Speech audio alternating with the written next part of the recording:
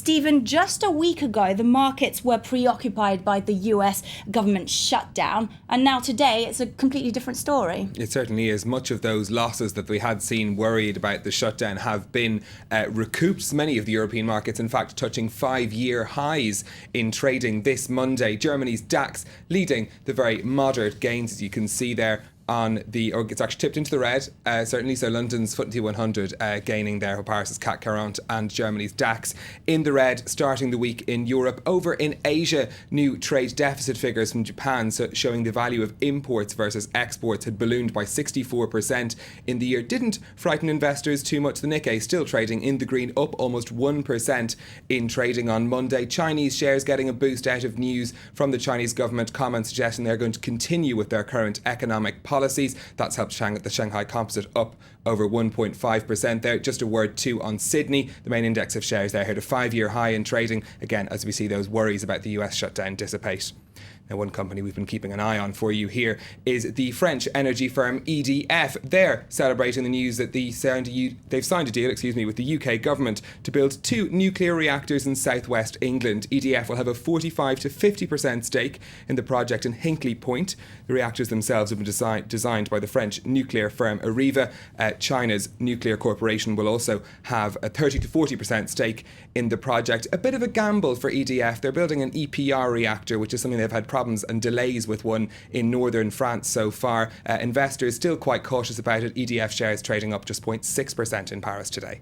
Stephen, let's move on to the US now, because JP Morgan, the bank, is said to be close to settling a mammoth legal case in the United States. Yeah, reports in the US media say that they're finalising a settlement deal worth $13 billion. That would be the largest payout from a US firm in corporate history. This over allegations of mis-selling of certain investment products backed by mortgages in the run-up to the financial crisis.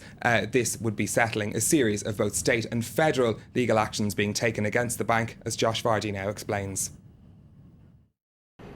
Close to a solution for one of the biggest legal problems currently hounding JP Morgan.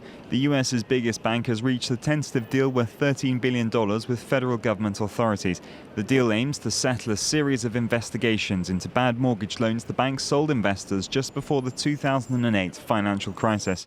$4 billion have been earmarked for homeowners affected by the bad loans, with the rest to go to federal regulators. The bank was one of the few to weather the financial crisis and its subsequent fallout, but recent months have seen legal woes mount up as regulators and authorities both in the US and overseas have called the bank's actions around 2008 into question.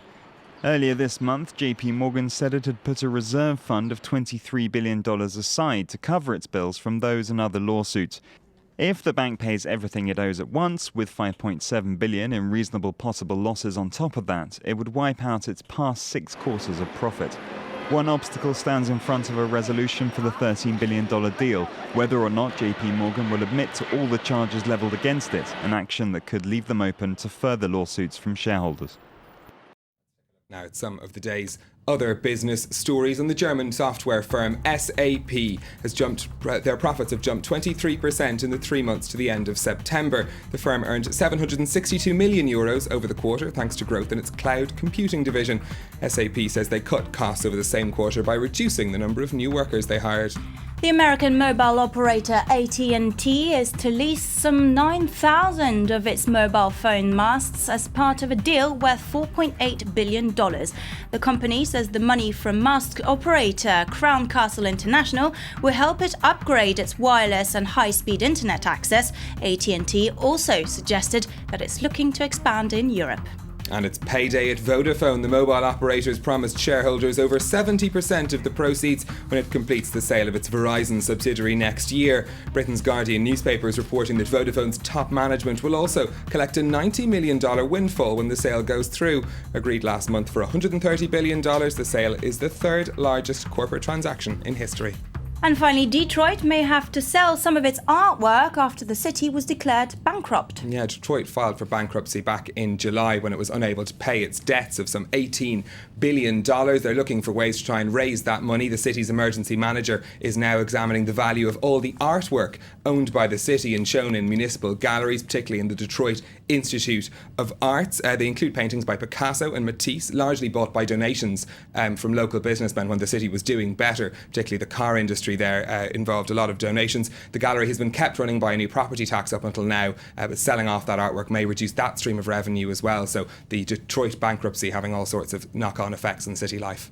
Stephen Carroll, thank you very much for that update of the business news. Time now for the International Press Review with Oliver Farrow.